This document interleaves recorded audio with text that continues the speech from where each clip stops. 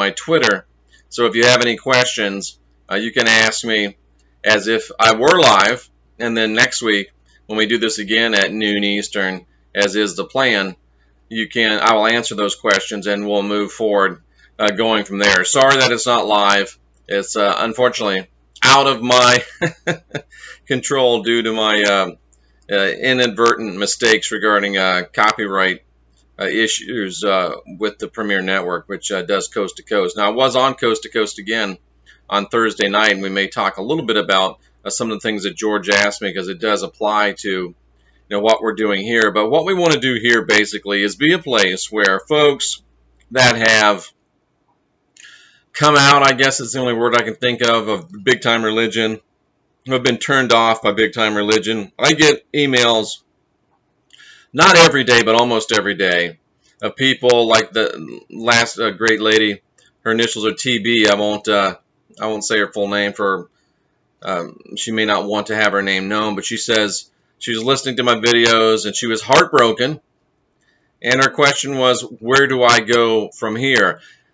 And I know how you feel, and I have a great, actually several college professors, one that has been corresponding with me a lot lately, and he says the same thing. He just can't force himself to go to the regular church anymore, and it makes me feel good to know that anybody is watching and listening and learning, but it especially makes me feel good to know that people of high education, people that do know how to study empirically, people that do know the value of objective study, such as the college professors and educational professionals that do subscribe to my channel and do follow me. And let me ask you to do a personal favor.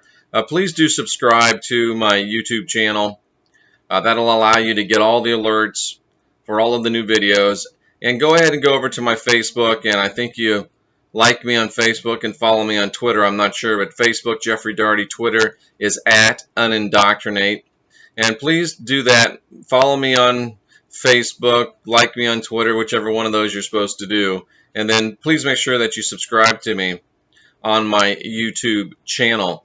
And that way we can do all we can to get all of this information out in with more success. Basically, that's just the bottom line. And I understand that feeling because it was, what year was it?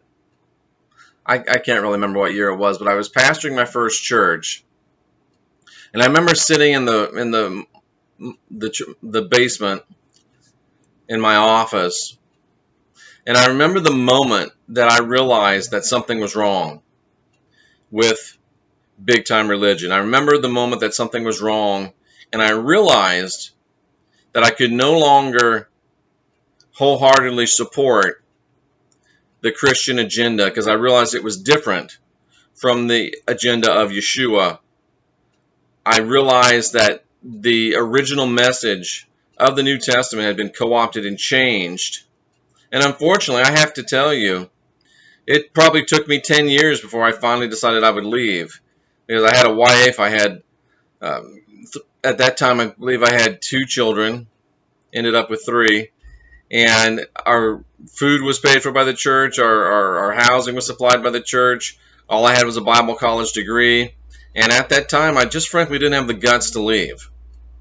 And I get a lot of people asking me, why do I talk to these people on my YouTube and other places that all they want to do is argue with me? And clearly there are a bunch of trolls out there, and I should know better.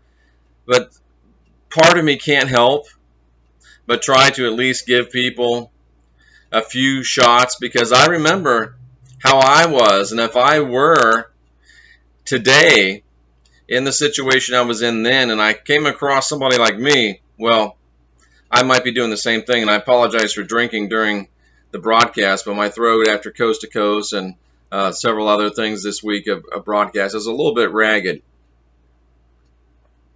So a little bit of hot coffee never hurt anybody. But I understand the feeling of, oh my goodness, I can't stay here. And I understand the feeling of, oh my goodness, what do I do now? And with NCK Live, NCK Center and NCK Center Live, the long-term, big picture goal for me would to be do these on a weekly basis, and perhaps even during the middle of the week as well. Be a place where people can have some fellowship, where people can have someone that of like mind that they can talk with and at least listen to and not feel so cut off. And if we end up getting a lot of people participating in any one particular geographic area, why, we could even travel to that geographic area and have some meetings, and we could even establish a physical NCK Center in that location. I know it's somewhat ironic that you want to talk about building places of worship and fellowship after just leaving the church, but that ideally that would be the greatest thing that could happen. And as this thing takes off, it would be awesome if it did. Right behind these curtains you can't see because I've got them closed. I do have the NCK RV, the bunker.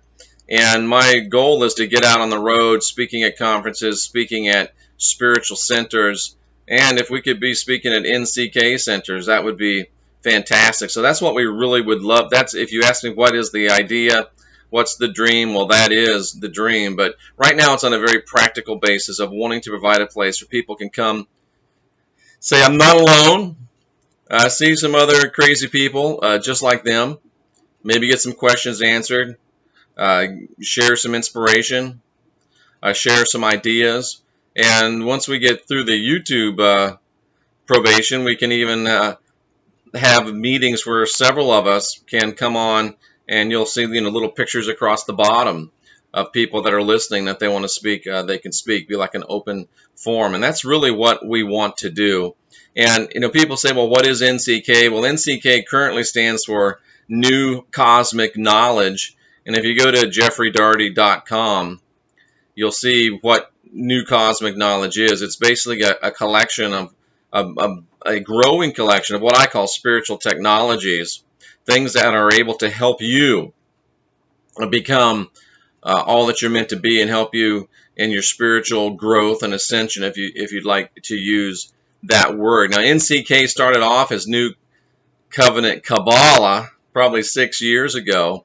And the reason it started off as New Covenant Kabbalah is in my studies, I realized that a lot of the words coming out of Yeshua's mouth were Kabbalah related. So being the Russian where angels fear to tread type person that I sometimes am, I thought, oh, this is it. It's New Covenant, of course, because it's not the Old Covenant, and it's Kabbalah. That's what Yeshua was talking about. But as I began to study more, I realized, oh, he did talk a lot about Kabbalah, but he talked a lot about a lot of other things. And what I came to realize, both from the Greek New Testament and from just practical understanding and discerning and investigating and looking through the things that Yeshua was teaching, I began to realize, and the sealer was when I looked at the actual Greek construction of the phraseology where Yeshua said, I am the way, I am the truth, I am the life. No one comes unto the Father but by me. Terrible translation in the English. Terrible translation, and so bad that I have to believe it was intentionally so. But really what Yeshua was saying was, in the Greek there, he was saying, I have come, he said, it says, I'm the way, I'm the truth, I'm the life. What Yeshua was basically saying was, I have brought you the best of all the ways of human spirituality. And I think maybe even beyond human spirituality, but that gets a little crazy. But I have brought you the best of all the ways of spirituality, we'll say. I've brought you the best of all the truths of spirituality. And I put them together in a way that if you follow them, will lead you not only to life, but to life more abundant. And think of that. It's not a, here's what I say to do, here's how I say to do it, and if you don't do it, you're going to burn forever in a lake of fire. That's religion. That's Pollyanity. That's fear. That's control. That's called a mind control matrix. But Yeshua says, no, I've got the best of all the ways of spirituality, and I think human and beyond. It's possible he brought us some spirituality from beyond this planet. Just a possibility. And I say that because of the construction of the Greek. But I brought you the best of all the ways of spirituality. I brought you the best of all the truths of spirituality. And I've cobbled them together in a way that if you choose to follow them, you can have a not only life, but you can have life more abundant. Do you realize there's no threat there? Do you recognize that there's no control there? Do you recognize that there's no fear there? There's no or else. It's simply, hey, if you want to reach the pinnacle of spirituality that is available to you in this current place that you're living, I have provided you with the very best. It's almost as if Yeshua was saying, and I think it is literally true, I have scoured the universe for the very best of spiritual ways. I have scoured the universe for the very best of spiritual truths.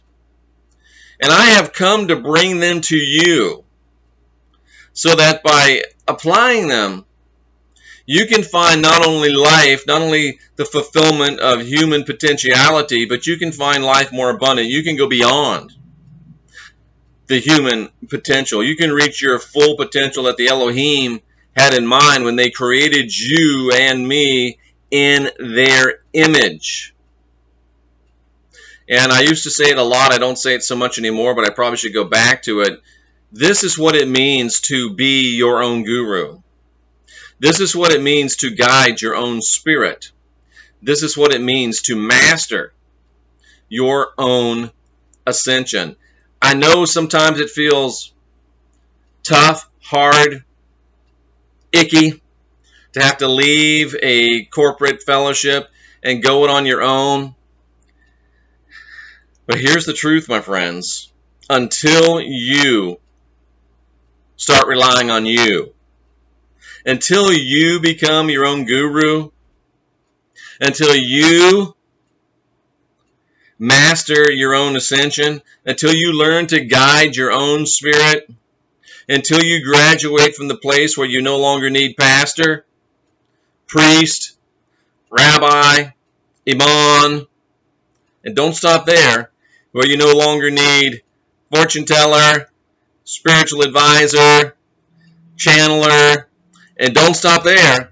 You no longer need ascended masters, spirit guides, angel guides, to where you,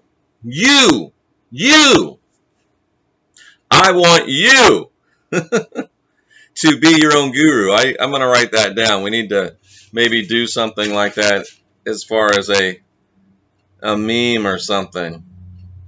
Uncle Sam style. I want you to be your own guru.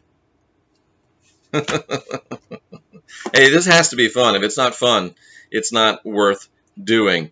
But I do want you to take responsibility for your own spirituality, to take responsibility for your own spiritual ascension and your own spiritual development. And in the end, there is only, all we really have is ourselves, and the responsibility comes down to us. And that's what, and we'll get into these things as we get more deeply into teaching over the weeks and months. But I'm thoroughly convinced that Yeshua came, number one, to give us those ways and truths that lead to life, and number two, to get us off this merry-go-round of reincarnation. I'm almost certain, I can't say that I know 100%, but I'm almost certain that we have been in a place where it was taking several human lifespans in order for us to get to the place that we're able to get beyond this human experience, and oftentimes that required a reincarnation. But now I believe one of the reasons that Yeshua came, and maybe next week we'll talk about this in depth, Yeshua came to show us how to complete our ascension in a single human lifespan. And by ascension, I know that has some new age, love and light connotations, but we're not talking about that. We're just talking about getting from where we are here to the next place that we need to be. And that's what the whole John chapter 3, which of course has been morphed into this blood sacrifice, blood magic on a cross, bleeding type of situation. And I know that even those words are hard to hear, but we're going to get past that. We're going to get through that, and we're going to see the actual truths that are being communicated in that situation. But it's not at all about blood sacrifice. It's not at all about crucifixion. It's not at all about linking to the propitiation. It's been a while since I've said that word, of any other figure. It's about us learning to follow these ways, to follow these truths, to move into life more abundant, and to be able to return to the Father, or to the Elohim, the Father and the Mother, to be quite frank with you, to return to the family of gods and move beyond this human existence to achieve our full potentiality of what we were created with when we were created in Genesis 1, 26 and 27 by the Elohim. And if you remember, it says, and then the gods created man in their image, male and female created they them. So that shows a couple things. It shows that the gods have both male and female members, and it does in fact show that we are created with the very essence of the Elohim. And that's a great message. That's a powerful message. That is a message that will change your life, and that's what we're doing. That's what Nck Center is all about. That's what Nck is all about. That's what the Christian Whistleblower is all about. That's what the Gospel Gunner is all about. That's why I do what I do, to help you realize that you are in a fear and guilt mind control matrix, to help you realize that the Apostle Paul and Roman Christianity, and I have to say the self-appointed Apostle Paul, no one ever called Paul apostle in the scriptures except for Paul, except for in one case in the book of Revelation where they called him a false apostle, and we'll get into all that. But at any rate, I want you to know that the true message of Yeshua was co-opted and turned into a fear and guilt control-based matrix. And I want you to know that we can come out of that. And coming out of that, even though it seems scary, even though it seems lonely, coming out of that is coming into true freedom. And we each ultimately have to find our own place of spiritual growth and maturity. We have to master our own ascension. We have to guide our own spirit. We have to be our own guru. But we can get some help from our friends and neighbors along the way. Is there anything that I wanted to say that I have not said? And yeah, we don't think that we're better than other people, and this is not to say, oh, we're better, we're not stupid Christians anymore. It is to come out and say, you know what, you have a choice. But in order to really have a choice, you have to be aware of all of your options. Most people have no idea that there's any Yeshua-based spirituality outside of big-time religion. They have no idea that there's any biblical-based spirituality outside of Roman Catholicism and Roman Protestantism. They don't have an understanding that there is biblical worship outside of the big-time religion matrix. There is a way, a truth, and a life espoused by Yeshua outside of the fear and guilt-based Pauline control matrix. And the fact of the matter is that from the very beginning, there was a battle between the forces of Yeshua and the original Yeshua movement and the forces of Paul. And the fact that the New Testament has been jumbled and scrambled keeps you from knowing and understanding that.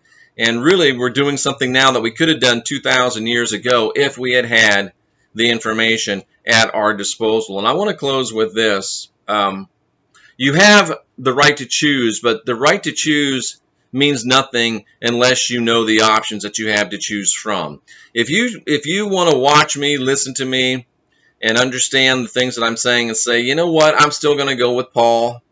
I would prefer the guilt of thinking I have original sin rather than the freedom and peace of thinking that I have the spirit of the spark of divinity within. I would rather have the fear that I may not measure up and may ultimately miss the rapture, or miss the, be a part of the tribulation, or go to purgatory, or have to get my head chopped off, or die and go to the lake of fire. I would prefer that. I would prefer to have be in a misogynistic Christian church. I would prefer to have somebody tell me what to do, where to go, and how to. You get what I'm being a little bit facetious, but if you ultimately choose Pauline Christianity, then I'll shake my head in disbelief and watch you walk away with a sense of disappointment in my heart, but I'll never resist you, because you have your choice. And to be frank with you, I think that, you know what,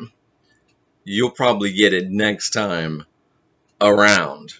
So I'm learning not to cast the proverbial pearls before the proverbial swine, but it's not easy to let someone go who is created. And it's something when you realize that, and I talked about this with George and Ori on Thursday night, when you realize that you have the spark of divinity within and are not filled with original sin, it changes two things very dramatically. Number one, it changes the paradigm through which you view yourself. And instead of looking in the mirror and seeing the guy or the gal that makes mistakes, that falls short, that's never really done what he or she should have done, that hasn't had the guts to step out and do what they know they're supposed to do, that has been less than what they should be, instead of seeing that original sin, because you've been pounded for 2,000 years, you're a dirty, rotten sinner, born into a world of sin, shapen with iniquity, deserving of nothing but a fiery lake. And that shapes your personal view. You look at yourself and you see the faults. You see the shortcomings. But when you begin to realize, like Yeshua said, that you have the spark of divinity within you, then when you look at yourself, you begin to see something different about that guy or that gal. You begin to see, oh, the spark of divinity is within me. You know what? I think I might see some of that spark right over here. And, oh, there might be some spark right over there. And, oh, I see something in those eyes that gives me a glimmer of hope. And I'm getting goosebumps right now talking about this. But you start to realize the divinity within you. You start to see it. Isn't it amazing when you start to look for it, you start to see it? When the focus of your self-introspection becomes spark of divinity oriented rather than original sin oriented, it begins to change you. And we all know from psychology and even from new scientific studies that what we focus on is what we become like, and what type of energy we put out is the type of energy that comes back to us. So think of the difference in your own personal life when you're putting out spark of divinity energy rather than filled with original sin energy.